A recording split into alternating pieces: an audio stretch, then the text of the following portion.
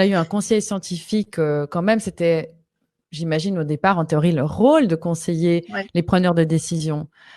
Il y a eu des failles là, à votre avis? Alors oui, j'ai trouvé un rapport la Task Force nationale scientifique du Covid-19.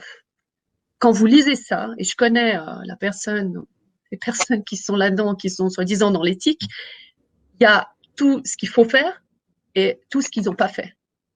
Et dans ce comité scientifique, qui prend la parole et dit au peuple pour le protéger éthiquement? Ils sont là pour aider le peuple. Eh ben, qui va dire à la politique, c'est faux là, c'est quelque chose ne va pas.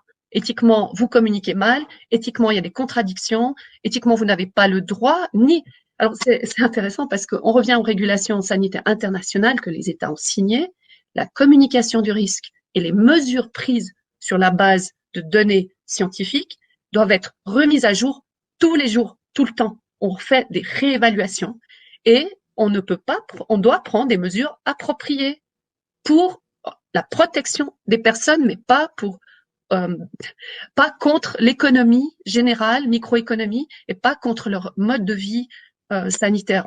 Voilà. Donc il y a beaucoup de mesures. On peut pas empêcher les gens de voyager, on peut pas empêcher les gens de sortir, ni les masques. D'ailleurs, l'OMS dit que les masques, ça, c'est inutile. Enfin, il ne le recommande pas. Donc à quoi sert l'OMS si la Suisse signe une convention et qu'elle applique le contraire, basé sur une évidence qui n'est pas là?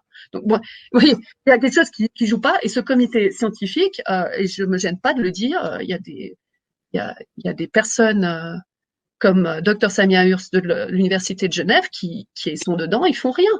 Ils font, c'est de l'éthique politique. C'est pas de l'éthique dans le sens propre du terme d'une pandémie qui est très différent et dont j'ai fait partie.